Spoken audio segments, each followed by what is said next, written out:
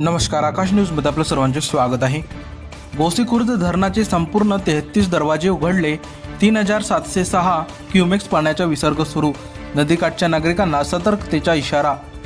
भंडारा जिल्ह्यात गेल्या काही दिवसांपासून सुरू असलेल्या जोरदार पावसामुळे गोसीखुर्द धरणाच्या जलसाठ्यात मोठी वाढ झाली असून परिणामी धरणाचे संपूर्ण 33 दरवाजे प्रत्येकी 0.50 मीटरने उघडे करून धरणातून 3706 क्युमेक्स पाण्याचा विसर्ग सुरू करण्यात आला आहे।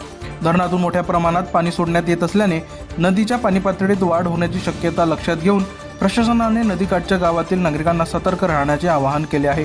तसेच कोणत्याही परिस्थितीत नदी पात्र ओलांडण्याचा प्रयत्न करू नये असे स्पष्ट निर्देश देण्यात आले आहेत। याशिवाय नदीकाठील शेतकरी, मच्छीमार तसेच नागरिकांनी नदीच्या परिसरात जाणे टाळावे आणि स्थानिक प्रशासन व आपत्ती व्यवस्थापन विभागाच्या सूचनांचे पालन करावे असे आवाहन करण्यात आले आहे।